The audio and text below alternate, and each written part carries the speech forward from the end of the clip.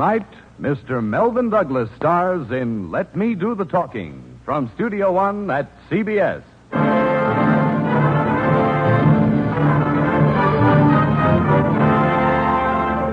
Look, Duckling, forget this famous stuff. That's what's wrong with all you kids. You want everything. How about wanting nothing? The girl who doesn't want to be a movie star, doesn't want a husband, doesn't want money. You'll set a new standard for American women. The girl who doesn't want anything, and I'll be your agent. For free.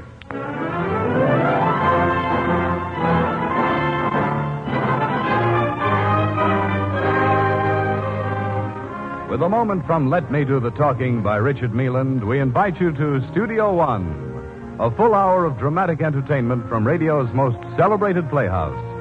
And now, to introduce tonight's great story, here is the director of Studio One, Fletcher Markle. Just for a moment, let me do the talking about Richard Mealand's sprightly novel of the same name, which is tonight's story.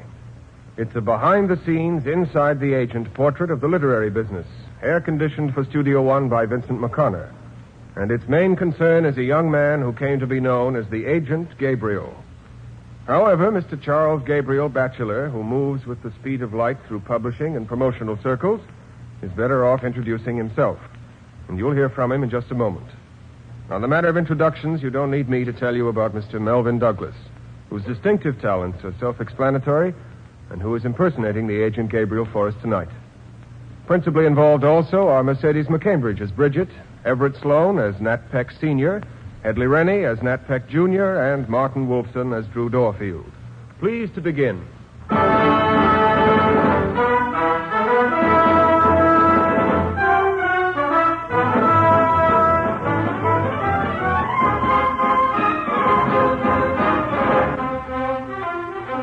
And you think 125 grand's enough for a bestseller like Tourmaline? Now, look, Gabriel. Wait a minute, let me do the talking. Hemingway got 150 for his last one, and that was when prices were lower. But, Gabriel... This book is today's #1 bestseller. Today, not 10 years ago. All right, Gabriel, what's your price? I'm not setting a price yet. What's your offer? I have to check with the Hollywood office and phone you back. You do that. Mr. Gabriel, it's 6:30. I know, Sarah. Where's that contract for Doubleday? Here it is. Just finished typing it. Tuck it in my briefcase. I'll check it over in bed tonight. What about all these manuscripts? Put them in, too. What'll I do with this one by Which Miss one's Folger? that? Oh, the lady from Colorado Springs who writes about life and love in old New England. Oh, yes, that. Send it back to her with a letter. Keep on writing, but write about things she knows about. If she's ever in New York, which I trust is most unlikely, tell her to drop in for a chat. Scribble, scribble, scribble. You know what to tell her. You're going straight to Mr. Dorfield's party? As the crow flies, and I'm late now. Where's my hat? Which hat do you want tonight, your Homburg or the light gray? My mood is one of disinterested detachment. That's the brown felt. Right, the brown felt. Here you are. May I go now? Good night, Mr. Gabriel. Good night, Duckling.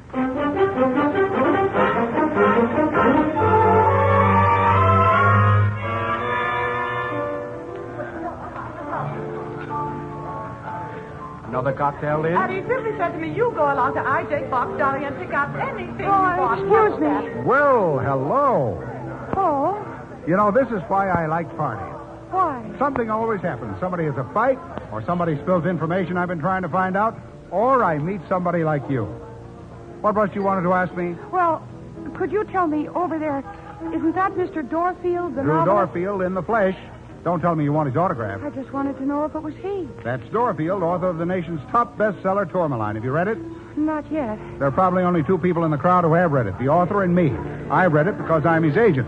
What'd you say your name is? Barbara Jean Mudge. Barbara Jean Mudge. And you're from Middletown, Ohio. Galena, Illinois. That's what I said. Well, everybody having a good time? Gabriel, here you are. I've got to talk to you. Drew, this young lady wants to know if it's really you. Well, of course it's me. How do you do, young lady? How do you do, Mr. Dorfield? I'll leave it to the agent, Gabriel, to find the prettiest girl in the entire room. Thank you. Look, Gabriel, I've got to make like the host for another 10 minutes. Why don't you two go someplace quiet? How about that Russian restaurant next door? I'll join you there. Shall we do that, Duckling? Oh, if you wish. Fine. Meet you in 10 minutes.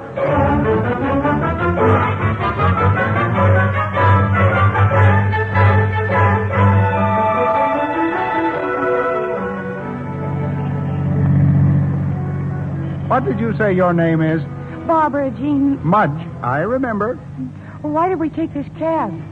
I thought Mr. Dorfield said he'd meet us someplace next door. You'd be very foolish to do what Mr. Dorfield says. Drew's my client, but he's not a man to be trusted, not by a girl. No? He's married and has 4 children, one of them about your age. Dorfield's old enough not to want to treat you like a father or a brother. Oh? You say you're from Middletown, Ohio? Galena, Illinois. And you're in New York because you want to be an actress. How did you know? I always know. In fact, I can tell you quite a lot about yourself. You live at some hotel for women only. The Three Arts Club. And when someone takes you to 21 or the Stork Club, you write home about it.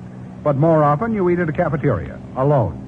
Am I boring you? Oh, no. I'm glad to hear that, Duckling. It's wonderful to find a girl who listens. Here we are, my favorite hideaway, Joe and Rosie's. Romance and ravioli.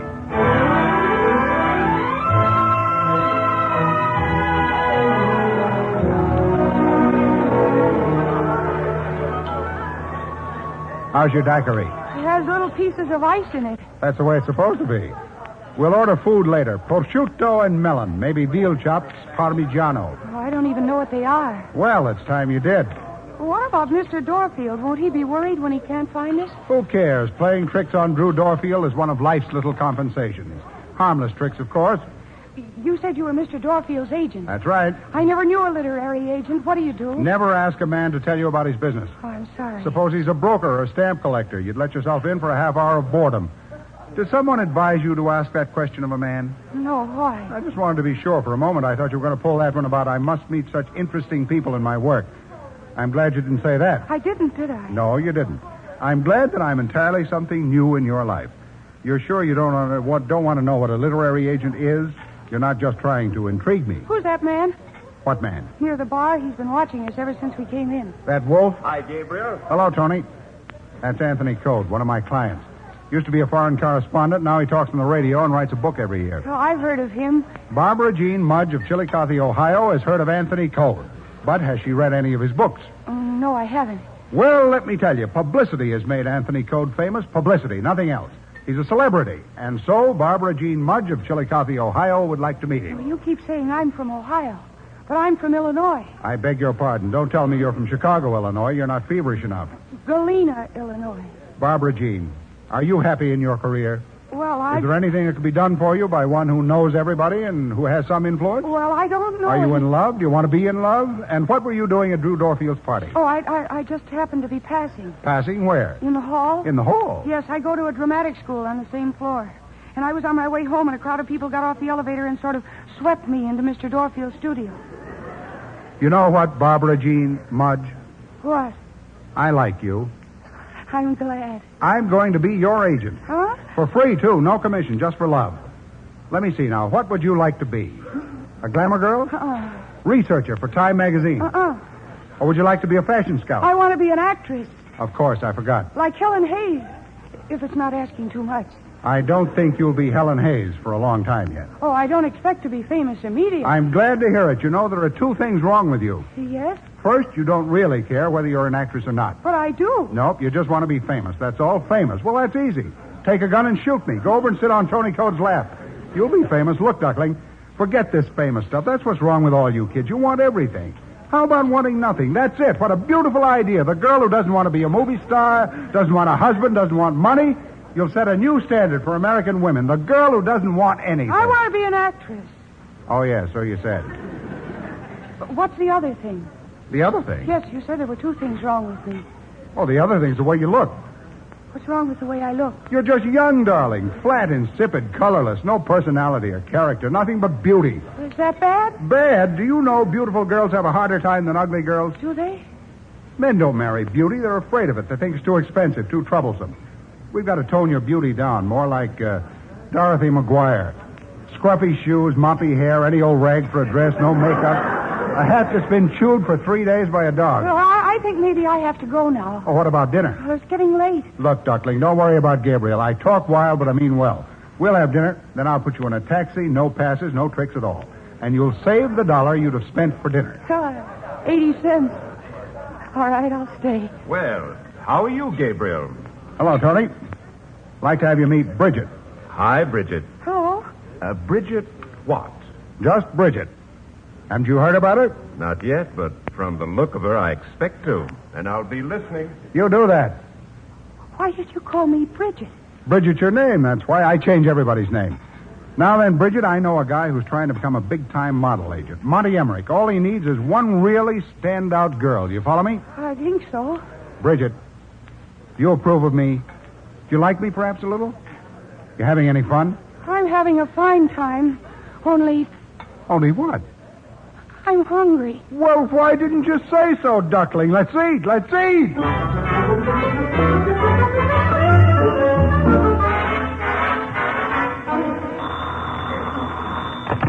Mr. Gabriel's office. No, I'm sorry. Mr. Gabriel isn't in at the moment. This is his secretary. Yes, I'll have him call Mr. Truesdale. Goodbye. Morning, Sarah. Good afternoon, Mr. Gabriel. No cracks. I overslept. Mr. Dorfield's phoned 3 times, said you ducked out on his party, and will you call him right away? Remind me to phone him later. Anything else? Collier's called about that short story. And did you notice a blonde young man sitting in the outside office? He Say, says before that I his forget, father- phone Monty Emmerich. I found a girl I want him to look at. Fix an appointment for tomorrow. Tell him I'll bring her over myself. Who's the girl? Curiosity. Oh. Sarah, take a letter. Dear Ben. Ben who? Remember Ben Groats? I remember 2 years ago he ran out on you. Yeah, remember? He didn't need me as an agent after I'd built him up and worked my elbows out wangling a contract for that lousy book. Well, I certainly do. Yeah. Well, I just ran into him on Park Avenue. Wants me to take him back. Can't get along without me. Okay, here we go. Dear Ben, it was a pleasant surprise, underline was, to meet you again after these many months. I've been giving our conversation a little thought. I'd be glad to discuss it further with you, except that scribble, scribble, scribble. Give him the thing about how busy I am, the demands in my time. Scribble, scribble, you know, Sarah. Make him feel good, but let him know I don't want any part of him. Now, what was it you said about somebody being in the outer office? There's a young man says he's Nat Peck's son. I didn't know Nat had a son. Well, he could, of course, be an imposter. Calls himself Nathaniel Hawthorne Peck. Well, show him in. Oh, yes, Mr. Gabriel. And call Monty Emmerich right away about that girl. Right away, Mr. Gabriel. Will you come in, Mr. Peck? Thank you. Mr. Gabriel, That's right. I'm Nathaniel Peck.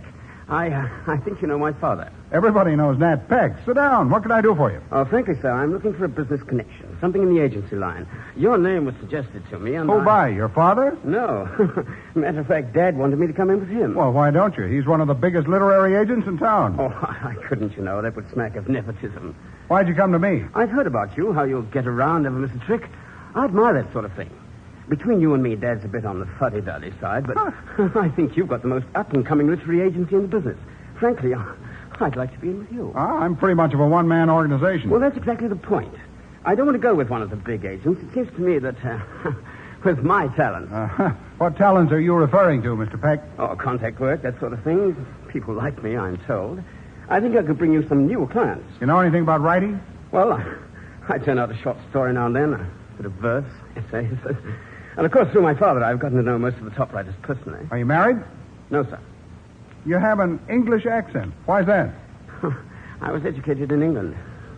Mr. Peck, I've an idea I might be able to use you. Really? Oh, I say that. Only, let's not talk about it anymore today. I want to think about this. Suppose you drop back tomorrow around this same time. We'll discuss it then. Right? Right, how? Exactly.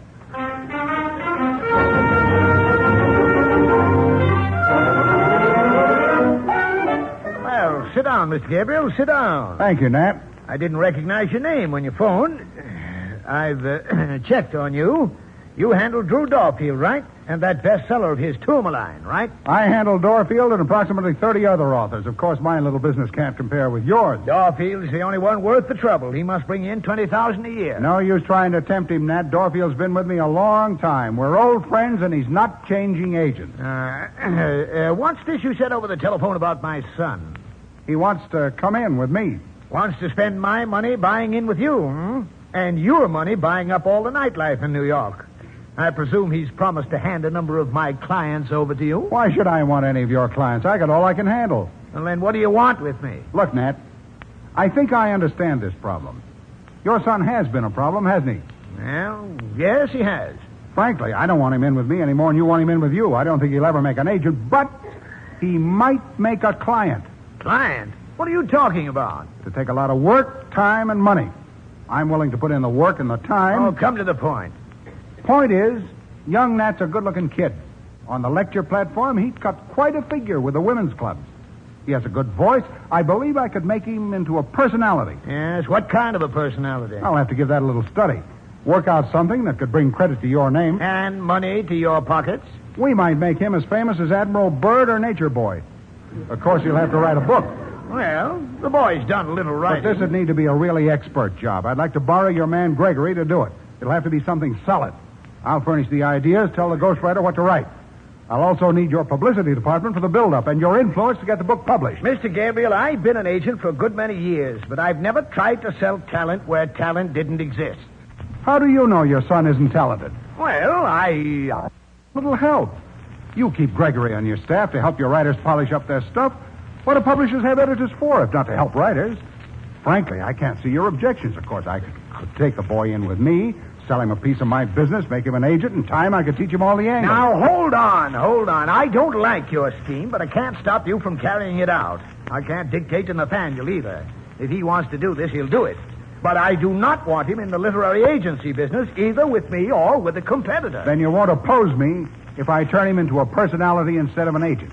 No, I won't oppose you. And you'll let me have your man Gregory to ghostwrite your son's book? Yes, you can have him. Wonderful. Now, how about some lunch? I never eat in the middle of the day. Good afternoon, Mr. Gabriel. And a very good afternoon to you, sir.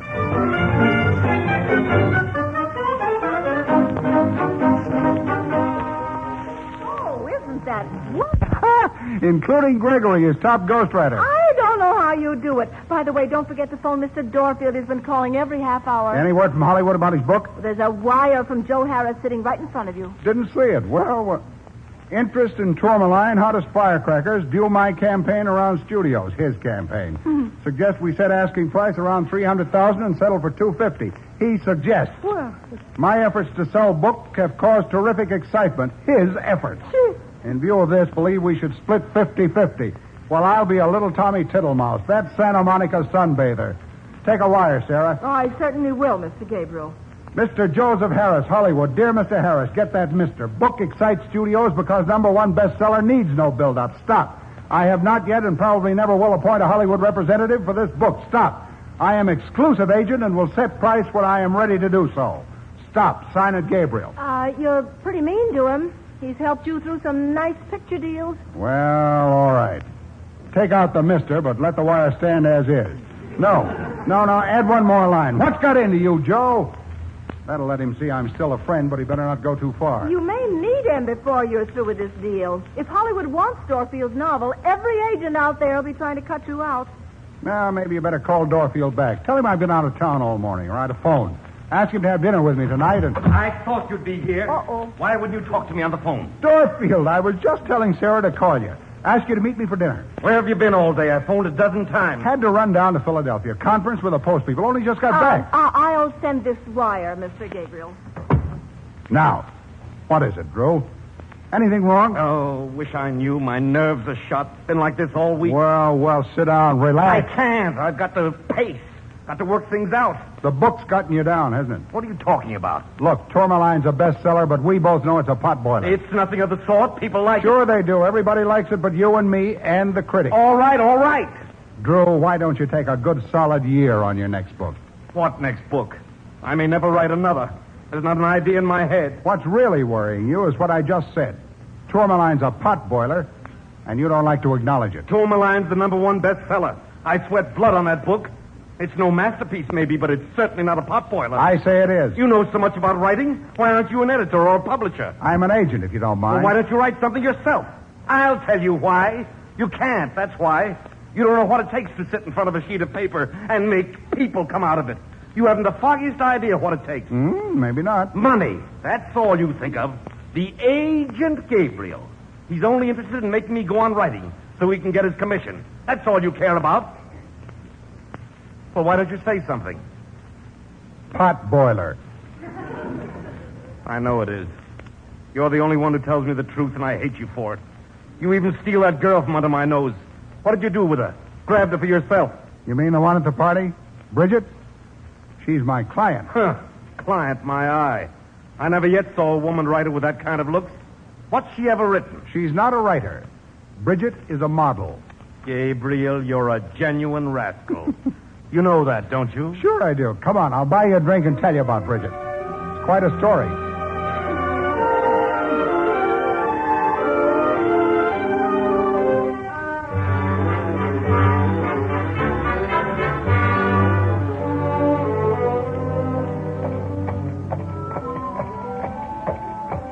hope none of my clients see me. Riding through Central Park in an open barouche. Moonstruck. I've wanted to do this ever since I came to New York. Only I could never afford it. How long have you been in New York, Bridget? This is my second year. You think you're getting anywhere? Oh, my teachers at the academy say I could take a small part in a play. Somebody'd only give me a small part. Bridget should never take a small part. Are you going to call me Bridget all the time? Why not? It fits you. It's a healthy name. Like pigtails and apple red cheeks and new mown hay. You couldn't be a star if you were Barbara Jean Mudge. But don't I need a last name? Zorina doesn't. Annabella doesn't. Hildegard doesn't. Haven't you done something to your hair? I change it all the time. I like to be different people. What perfume do you use, Duckling? Just soap. That's all. I don't like... What was that for? That was for getting it over with. I knew I'd want to kiss you sooner or later. If the subject comes up again, we're over the first hurdle, see? I see. Bridget, can you sing? Well, what does that have to do with your kissing me? I'm in a mood to hear some singing. I can't carry a tune myself. You sing, don't you? Not very well. Oh, but actresses often have to sing. Well, I don't know the words to most songs. Oh, that's too bad. There's an old Christmas carol. I think I could remember. Go ahead, remember. I haven't thought of it in a long time. Think of it. Not since I was a little girl. I don't know what made me think of it now. Sing it to me, Duckling. I learned it in school. My father always liked to hear me sing it. Good Lord, do I remind you of your father? Is that why you remembered it? Oh, no, my father wears glasses. He runs a hardware store back in Galena. Never mind about your father. What's this song of yours called? Oh, it's the 12 Days of Christmas, I think. Go ahead. Sing it. Well, it starts like this. On the first day of Christmas, my true love sent to me partridge in a pear tree. On the second day of Christmas, my true love sent to me 2 turtle doves and a partridge in a pear tree. That's a very funny song. It's not supposed to be. Maybe it's the way I sing it. No, I like the way you sing it. Go on, sing some more. On the third day of Christmas, my true love sent to me 3 French hens, 2 turtle doves, and a partridge in a pear tree. I was wrong, Duckling. That's not a funny song. It's a very sweet song. On the 4th day of Christmas, my true love sent to me 4 calling birds, 3 French hens, 2 turtle doves, and a partridge in a pear tree. Oh, darling, the song's wonderful. And so are you.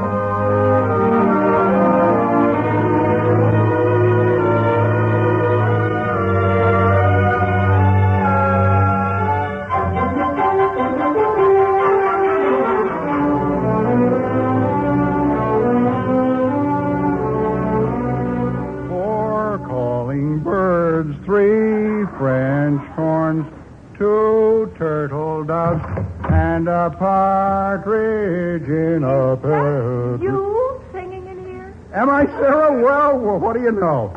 Well, I know something's changed you. That's what I know. Sarah, I'm humdrum this afternoon. Can't you invent something with a different flavor? This whole office is humdrum. What's the matter?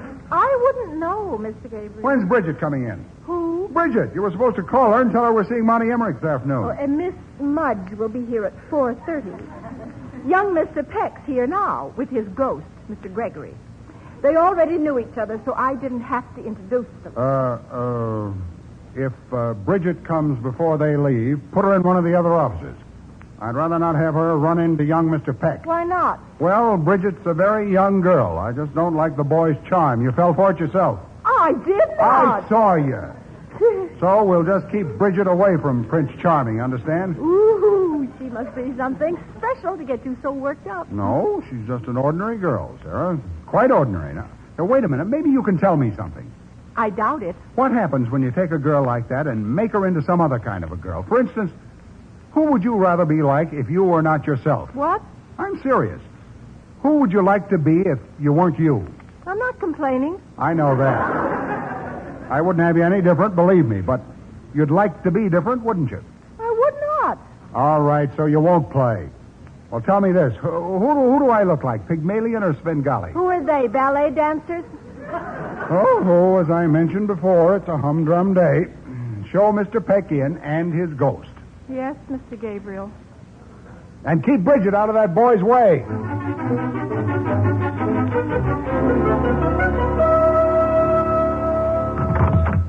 Ah, hello there, Mr. Gabriel. How are you? Sorry I had to keep you waiting, but there was a call from Hollywood. Sit down. How are you, Gregory? Not too bad. I can't say I wasn't impatient waiting out there, wondering what you decided about me. All right. Here's what I've decided for you. I'm going to take you on. You are? But not as a member of the firm. Nope. I'm going to handle you. Make you a personality. Right, sure. You're going to be bigger than John Gunther. Oh, am I? We're going to do it together. You and I, and you too, Gregory. Glad to help. Gregory, I read that last job you did. General Holcomb's memoirs? Wonderful. Don't know how you did it. You caught the old boy's spirit better than he could have done it himself. Well, thanks. And you're going to do the same thing for our boy. What am I supposed to write? That's what we have to decide this afternoon. Now, Yeah. first, we'll do a magazine article. Something with dynamite in it. Something we can plan in Curio magazine. That'll attract all the book publishers. If it's sensational enough. And I got it. What? You'll blast American education. That's Oh. the idea. You're an American who was educated both here and abroad. So apparently you'll know what you're talking about. Yes, but you see, our You'll school- blast the low salaries paid American teachers, the standardization, the ivy-covered nonsense of our universities. Yes, but- You'll praise British education, start a first-class controversy. But I really didn't like school in England. So what? After this magazine article, you'll do a book. You'll go on a lecture tour, like Anthony Cote, all those women's clubs. Oh. What do you think, Gregory? Can you do a job on this? Sure, I was in England once. Went to Shakespeare's birthplace. There's your inspiration. Couldn't ask for a better inspiration than that. Well, I'll write the magazine article tonight. We'll plant it in Curio magazine tomorrow. Then come the headlines. Now, let's see. What do we call this article? Something with a wallop. Yes. Now, how about this? The Great American Moron. Not bad. That's it. Every kid knows what a moron is. That's what we call it, boys. The Great American Moron.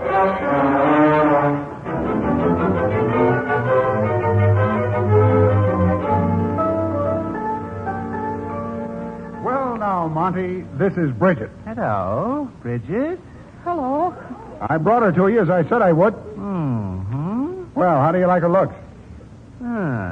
What's her last name? No last name. Why not? Showmanship, Monty, showmanship. So what do I do with her? You take her on, you put her through the hoops, you let her make you famous. I am. According to you. Sit down, Bridget. You handle some classy models, Monty, but you're not in the really big time, right? Gabriel, one girl won't put me in the really big time. One girl will if she's Bridget. And I'll tell you why. Don't mind this shop talk, Duckling. It concerns you. I'm listening. Monty, people would like to see character in their beauty. Not rubber stamps, but a real human being. You're going to make Bridget a symbol of the plain Janes of America. There are millions of them, girls who do the best they can with what they got. But she's not plain. She's a knockout. Of course she's a knockout, but she prefers to be plain. If she were really plain, we'd get nowhere. But we only say she's plain. Oh. Yeah, I've already got Tony Code curious about her.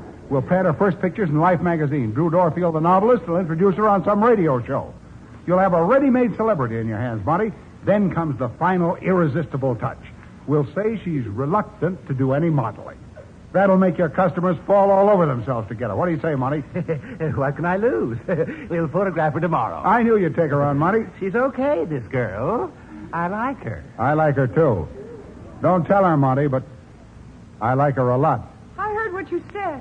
Never believe anything you hear, Duckling, especially when you hear me say it. Then you didn't mean what you said? I meant it, all of it. But just the same, don't you believe a word of it.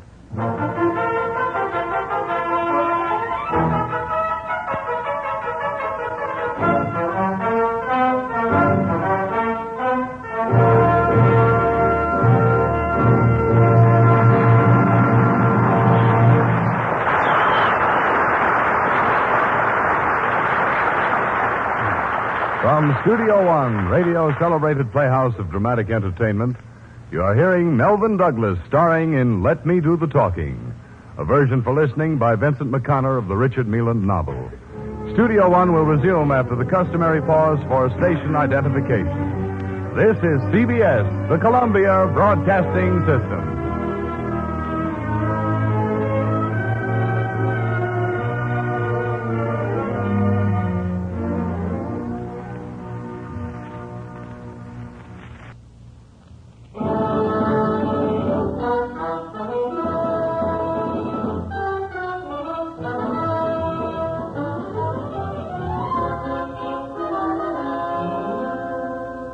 From Studio One, we continue tonight's full-hour dramatic entertainment. Melvin Douglas stars in Fletcher Markle's production of Let Me Do the Talking by Richard Mealand.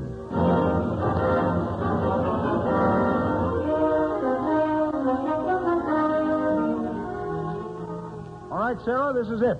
The Tourmaline telegram. Send a copy to every major studio in Hollywood. Yes, Mr. Gabriel. Drew Dorfield finally agrees to following terms on #1 bestseller, Tourmaline. Stop. $400,000 for 7-year lease. Stop. $300,000 for 7-year lease. Stop. Address all communications to Charles Gabriel, 247 Park Avenue, New York City, who is sole and exclusive agent. Signed, Gabriel. Be sure to send a copy of that to Joe Harris. Yes, Mr. Gabriel. That'll show him and every other agent in Hollywood who's running things. Sarah, you know what? You can't trust some of these agents.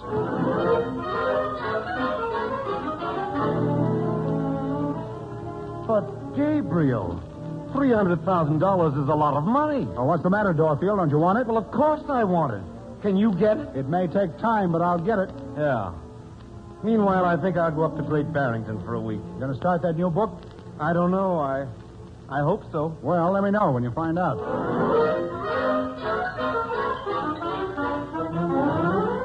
Sarah, what's on my schedule this afternoon? Mr. Code phoned while you were out to lunch. I'll call Tony later. Oh, and here's a wire from that woman out in Colorado Springs. What woman from what Colorado Springs? Ethel Folger, spelled with 2 F's. The one you told her to write about things she knows about. Oh, and what's her trouble? Well, she says, your encouragement has inspired me to start new novel about the Black Hills. Stop. We'll bring first draft to New York for your opinion and advice. Another visiting authoress who will want to see Oklahoma. Send her a wire. Delighted to learn you are starting new books. Scribble, scribble, scribble. You know. Anything else? Young Mr. Peck's waiting to see you. Nathaniel, send the boy in. Yes, Mr. Gabriel. Come in, Mr. Peck. Thanks, Sarah. Well, Gabriel, looks like we've done it. Done what? Don't tell me you haven't seen my article in Curio magazine. Oh, that. I saw it yesterday before it hit the stands. They've even printed my picture. That is what is known as the build-up. Any reactions yet? Yes.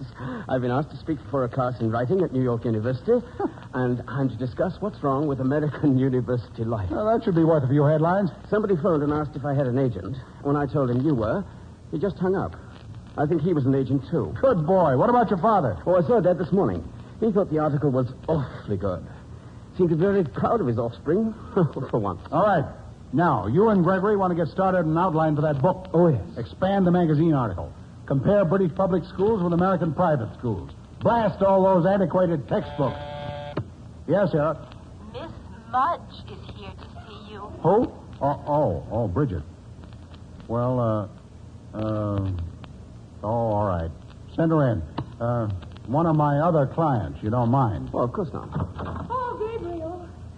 Come in, Duckling. Why didn't you tell me Life was going to have my pictures too? Matter of fact, I forgot it. Hey, well, here, just look at them. This is Mr. Peck.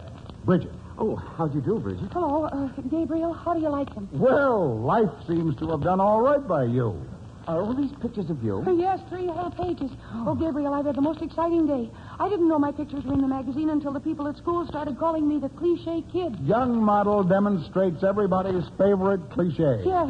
These are splendid. Do you think so? Oh, what about you, Gabriel? What do you think? Not bad. Look at you, Duckling. Tickle pink. Pretty as a picture, higher than a kite. I tried to reach you, Gabriel, but I kept getting so many calls at school that finally they wouldn't let me use the telephone anymore. Who called you? Anybody important? All kinds of people. There was one man wanted me to meet him at City Hall, 3 o'clock, get a marriage license. Yeah, the usual crackpots. And somebody even phoned all the way from Hollywood. Yeah, who? Somebody named Dow. Al Dow. He never sleeps. What'd you tell him? To call you? What'd he say to that? Oh, he said you're old friends. We're old enemies. And he wanted to know if I was under contract to you. And I told him I wasn't under contract to anybody. And then he got excited and asked me to come out to Hollywood. So you told him you'd be right out? Oh, don't be silly. If it wasn't too much trouble, I'd fly out there and punch him in the nose. Well, you two, it looks as though you're on your way to fame and fortune. I certainly hope so. For both of us. Nathaniel, you'll get Gregory going on that book. We'll sell it to a publisher from the outline. I'll come down and hear you talk to this writing class at NYU and then lay out a speaking tour for you. Good. Bridget? Yes? We'll see what offers start coming in as a result of this life spread. I'll get you on a radio program next week, maybe a part in a Broadway show. Oh, Gabriel, you're wonderful. Who, me? I haven't even begun to start yet.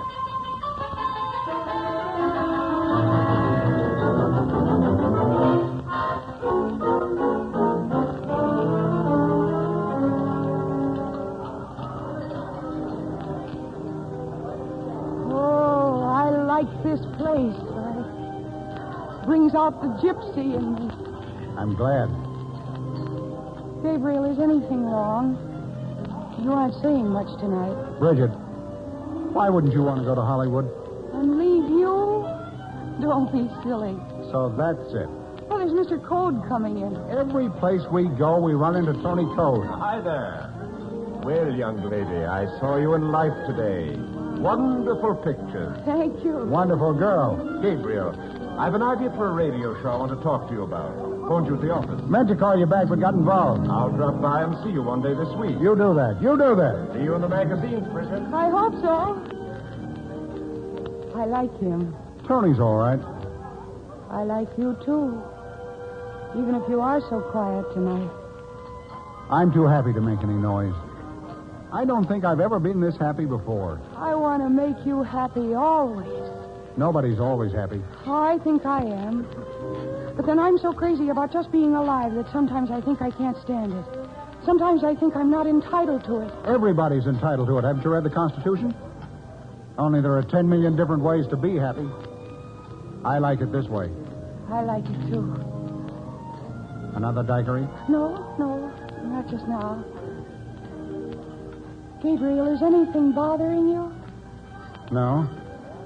I never knew you to be like this before. I've been trying to decide something. About what? About you. I don't know what to do about you. Oh, I want to help. Bridget, I'm very fond of you. I love you, Gabriel. Not so fast. Why not? Well, it's not supposed to be done so quickly. Oh. I love you, too, but that's different. I don't think you ought to love me. You see, my whole life, my business, my habits, everything's against marriage for me. You ought to fall in love with somebody who's... Oh. What was that for? For you. I thought you didn't like to kiss in public. I don't. Anybody but you. I see what you mean. Look, how about coming up to my place after dinner? Your place? I've often wondered where you live. I have a suite in a hotel across from the office. I have some wonderful records. What kind of records? My favorites are the 3 Bs. What are they? Beethoven, Brahms, and Bridget. All right. And then after dinner, we'll listen to music. That's my girl.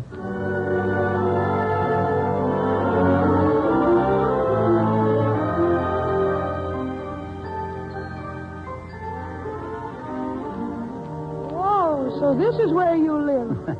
Flush doormen and everything. Nothing but the best. Let's stop at the desk and see if I have any messages. Good evening, Mr. Gabriel. Hello, Eddie. Got anything for me? Yes, your secretary's been calling all evening. Sarah? She's on the line now. Thanks. I'll take in the booth. Yes, Mr. Gabriel. Oh, this doesn't sound so good. What doesn't? Something's up, or Sarah wouldn't be in the office at this hour. No music tonight? Wait till I talk to Sarah, see what's up. Here we are. Hello? Mr. Gabriel? Yeah, Sarah, what is it? I've been trying to reach you all over town. I know. Everything happened the minute you left. All right, let's have it. Well, first of all, Ned Peck, the elder, wants you to meet him for lunch tomorrow. The man who never eats in the middle of the day? Well, he seems mighty anxious to eat tomorrow. I'm to let him know if you can make it. Sure, I'll have lunch with him. What else? Marion Roberts called from Hollywood. Says she's worried about her husband, and she's walking out on her contract unless the studio makes her a senior writer. I'll phone her in the morning. Is that all? No, and this is the most important. Drew Dorfield's been calling every half hour. Has to talk with you tonight. I thought he was up in the country working on his new book. He's here, and he's been locked up all afternoon with some big shot over at Tower Pictures. What?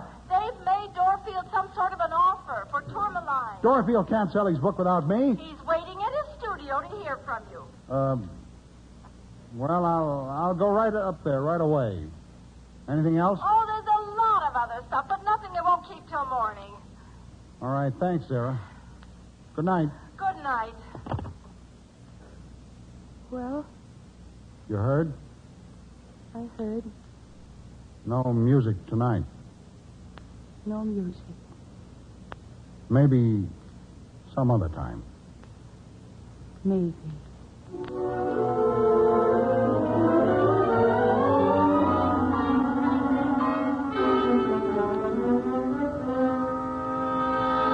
But how'd they get hold of you, Drew? I thought you were up in the Berkshires. Came back this morning. Ran into Carter at 21. He's Tower Pictures Eastern Story editor. And had lunch with him. And after lunch, he casually said, let's drop up to the projection room and look at one of our new films. How did you know? How did I know, he asks. I know this routine backwards. When the lights come up, there was this butterball sitting alongside of you. Carter introduced him to you, Vice President Ace of Tower Pictures. Before I knew it, I was in the guy's private office. Yeah, that beautiful pickled oak office with Mr. Ace sitting in the center. Well, what'd you promise him? Nothing, Gabriel, not a thing. I told him you were my agent and he'd have to call you. He wouldn't do it. But he offered me $100,000 for the book. Peanuts! Didn't you tell him we're asking $300,000? He said we'll never get it. Sure, we'll get it. He said his was the only company that would make an offer. He said none of the others has yet. Is that right? It's too soon. I only fixed the price yesterday. Come on, what else did he say? He raised his offer to $110,000, so I wouldn't have to take your 10% out of my money. Why, that big... Ace says they won't pay a penny more. We'll see about that. Where'd you leave it? When Ace found out I wouldn't commit myself, he agreed to see you and discuss it further. He'll be in his office tomorrow morning at 10:30. And I'll drop in to see him at 11:30. That ought to show him.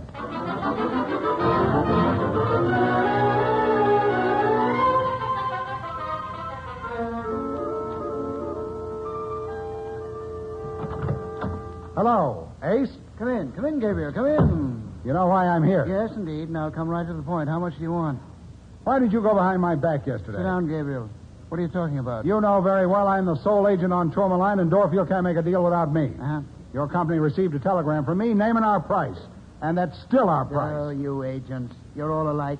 This is a free country. Why shouldn't I talk to Dorfield? Do you want to sell Tourmaline or don't you? What are you offering? Me? I'm not offering anything. What do you really want for this book? $300,000. I told Dorfield yesterday, I'll tell you now. We'll give you $100,000 and throw in an extra 10 for your commission. That stops. If you don't want it, we're wasting time. Well, in that case, I better run along. Yeah, but what? I got a luncheon date with Nat Peck. The old boy doesn't eat in the middle of the day, but once every 5 years, and I wouldn't want to keep him waiting. Now, look here, Gabriel. $300,000. $200,000. $200,000? That's as high as we'll go. Well, I'll have to think about it. $200,000, that's final. I'll let you know. When? After I've heard from Paramount, MGM, and a couple of others.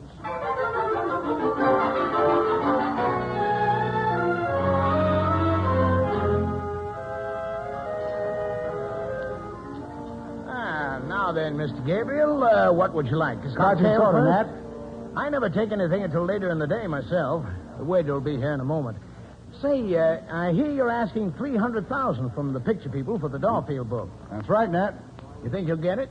I just had an offer of $200,000 from Ace at Tower Pictures. Well, are you taking it? Not yet. What do you think of your son's magazine article?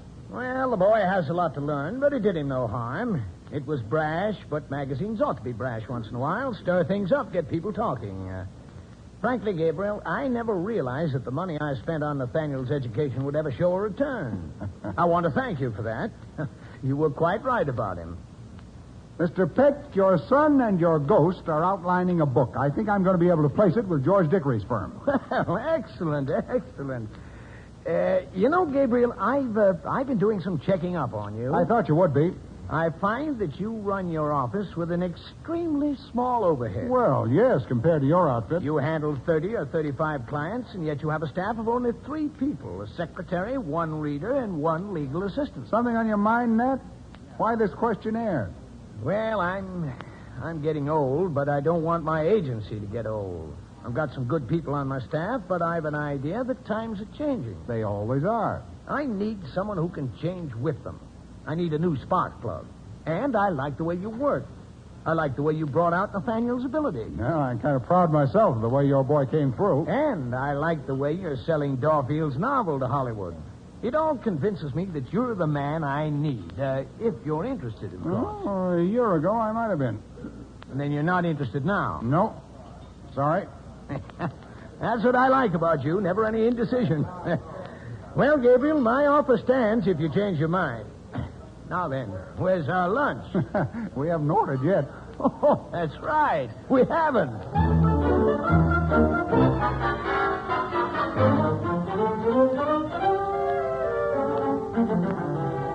And so I got Mr. Ace to raise his offer to $200,000. My favorite agent is the Agent Gabriel. That's more than I've ever gotten for any of my books. When do we sign contracts? You don't, not yet. Why not? We're waiting for a better offer. Better off? Are you crazy? We're going to get $300,000 if I have to fly out to Hollywood. But Ace said we'd never get that. He's already offered more than that himself. Let me handle this deal my way, and I promise you we'll get $300,000. Well, I hope you know what you're doing. I hope so, too.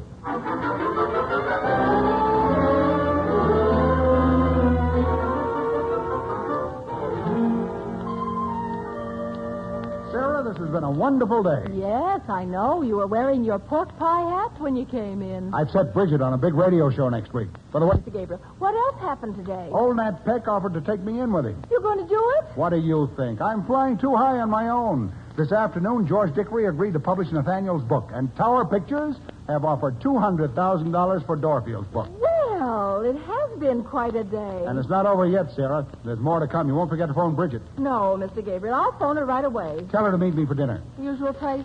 Yep, usual place.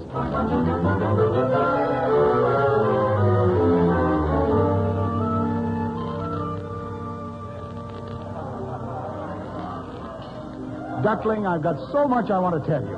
And there's something I want to tell you, too. Yeah? What's that? I don't like it, Gabriel. Don't like what? Any of it. The posing, the publicity, all of it. What's this? No, I hate my pictures in all those magazines, and I hate people staring at me. Please get me out of it, Gabriel, please. I don't want to be a model. I just want to be me. But you once told me you like to be different people. We had a great plan, remember? I was to make you into the girl who didn't want anything. I guess maybe I already was the girl who didn't want anything. Well, this suits me perfectly. I'll cancel everything. Photographs, publicity, radio show. It suits me just fine. Then you aren't angry? Angry? I'm the happiest man in this big city.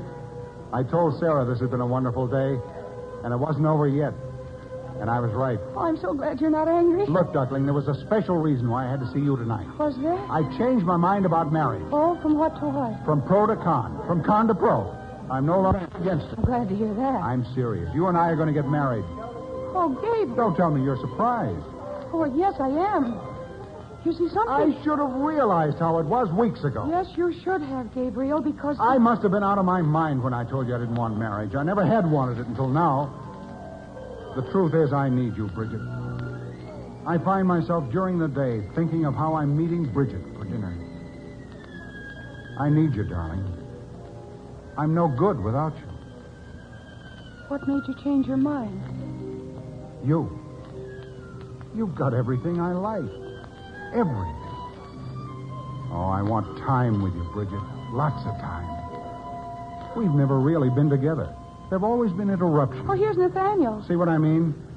I thought Nathaniel was talking to some women's club up in Westchester. Oh, I asked him to meet us here when he was through. I hope you don't mind. I do mind. I mind very much. Hello, Gabriel. Go away, boy. Go write a book. Well, how's my Bridgie?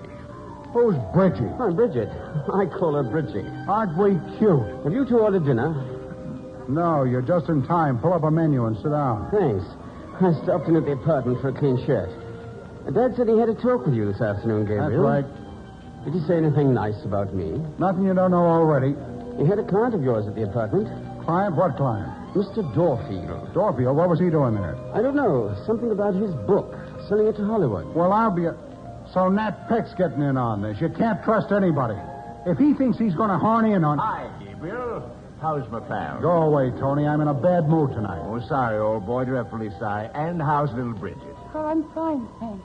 You're Anthony Code, aren't you? That's right.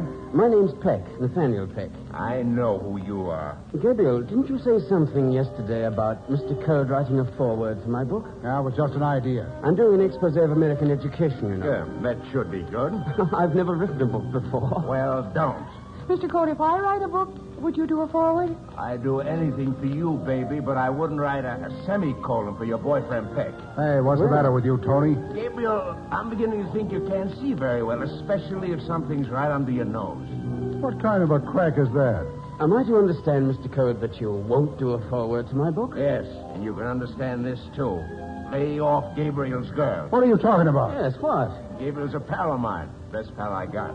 I'm sure he is. Matter of fact, I've a good mind to push your face in. Yes? You and who else? Me and nobody else. Right? That's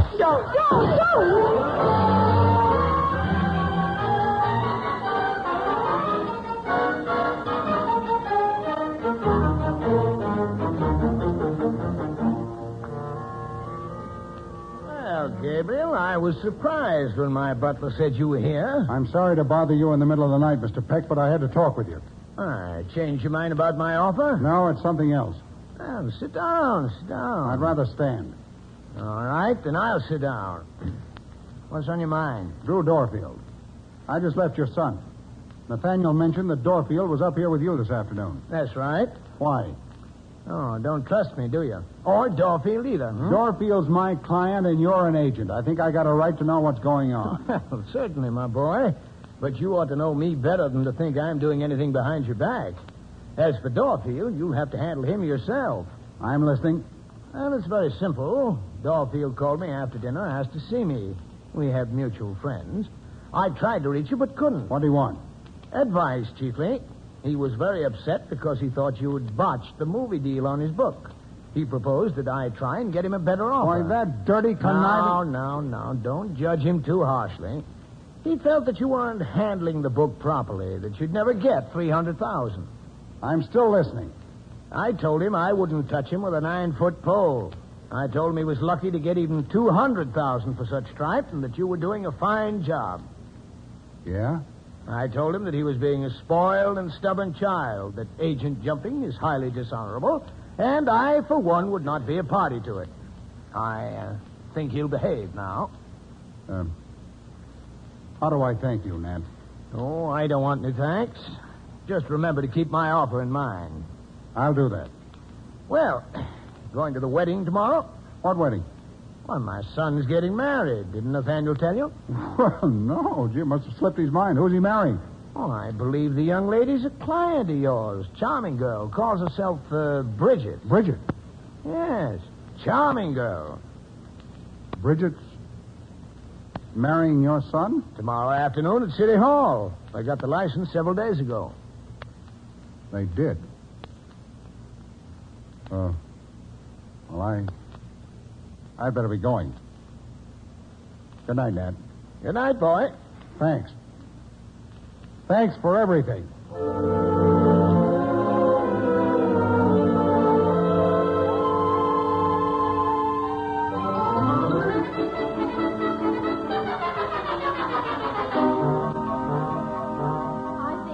This headline best. Writer socks writer. Anthony Code fights for girl in nightclub. I've seen them all. Nice publicity. The Tribune was the only one that printed your name, and they buried it at the bottom of the story. That's where it ought to be. Sarah sends some flowers to Bridget. Roses. Lots of roses. You think maybe that'll make her feel better? I guess maybe she feels pretty good. She's getting married this afternoon. Why, Mr. Gabriel! Congratulations! Not me, Sarah. She's marrying Nathaniel Hawthorne Peck, Jr. Oh, the poor girl. What do you mean, the poor girl? She'll be happy. She's in love with him. So's he. You send the roses and no cracks. Yes, Mr. Gabriel.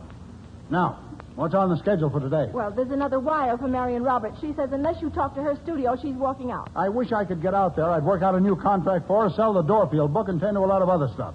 Miss Folger is waiting to see you. Who's Miss Folger? Remember? Spelled with 2 F's? From Colorado Springs? She's brought the outline of her novel to discuss with you. You mean she's here? Sitting outside. Twice as large as life. If she wants me to take her to Oklahoma, no, show her in. Yes, Mr. Gabriel. Come in, Miss Folger.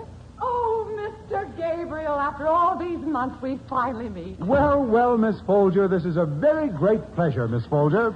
I'm going to be in New York for 2 weeks, and I hope to see a great deal of you, Mr. Gabriel. Excellent. As a matter of fact, I'm staying at your hotel. Well, what? I had no idea until the bellboy told me. Oh, dear, a most happy coincidence. I asked him how to find your office, and he said you lived there. Well, I shall try to make your stay in New York as pleasant as possible. Is there anything special you'd like me to do? Oh, yes, there's one thing. There's a Broadway show I've heard so much about. Miss Folger, Oklahoma is closed. Oh, I know. It closed 2 weeks ago. I mean, Mr. Roberts. Well, I'll see what I can do about tickets. Suppose we have dinner together tonight. Talk about your book. Oh, that's wonderful. Some quiet place, just the two of us. Just the two of us. Here, let me open the door for you. Oh, thank you. I understand your new book's about the Black Hills. Yes. Life and love in the Old West, seen through the eyes of a tiny child. Well, that should be different. What are you calling it? You won't laugh. I haven't laughed all day. Well, I'm taking my title from an old Christmas carol. You've probably never even heard of it. That's very likely. I'm calling my book A Partridge in a Pear Tree. 3 French horns, 2 turtle doves, and a partridge in a pear tree. Why, you know it. Yes, Miss Folger, I know it. I know it very well. Well, you hurry back to the hotel and dress for dinner. I'll pick you up there at 7. Oh, that's wonderful, Mr. Gabriel. I'm looking forward to this, my first night in New York. You and Mr. Roberts. See you at 7.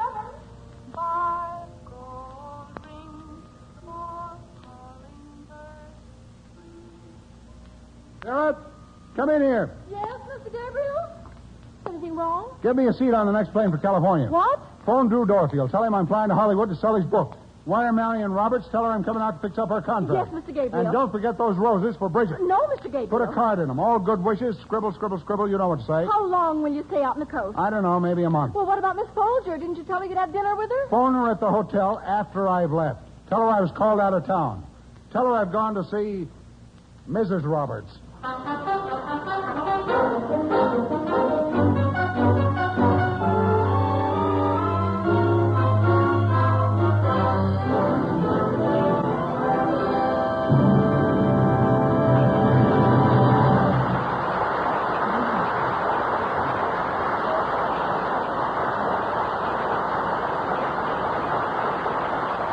From Studio One, you have just heard Melvin Douglas in Fletcher Markle's production of Let Me Do the Talking by Richard Meelan. Another full hour of dramatic entertainment from radio's most celebrated playhouse. Tonight's script was especially prepared for this series by Vincent McConnor. The original musical score was composed and conducted by Alexander Semler. And now again, Mr. Markle. May a producer present the principals in our cast tonight? In the foreground, Charles Gabriel. was played, of course, by Mr. Douglas, adding another exciting performance to his current film hit, Mr. Blandings Builds His Dream House. Bridget? Was played by Mercedes McCambridge. Nat Peck Sr. Was Everett Sloan. Nat Peck Jr. Was Hedley Rennie. Drew Dorfield. Was Martin Wolfson. Sarah? Was played by Hester Sondergaard. Grace Coppin played Ethel Folger, and Gregory Morton was Anthony Code. Actively assisting were John Merlin, Alan Devitt, George Breen, and Ivor Francis. Next week on Studio One, we're going to bring you one of the classic stories from English literature, The Return of the Native by Thomas Hardy. This remarkable portrait of human emotions is set against the bleak moors and curious superstitions of the English countryside.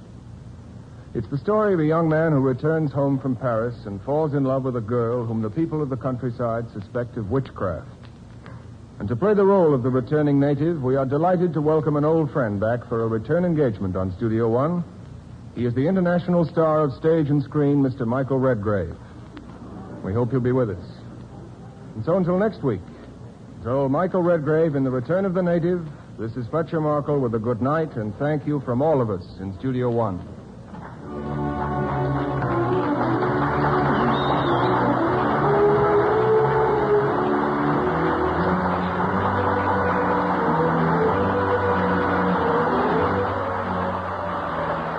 This is a good time to ask some questions about our public schools. You might start by asking the children who attend them. Ask them if their schoolrooms need painting or other repairs.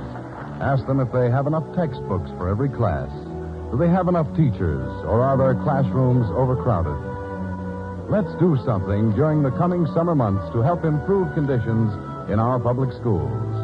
This is Lee Vines, and this is CBS, where 99 million people gather every week, the Columbia Broadcasting System.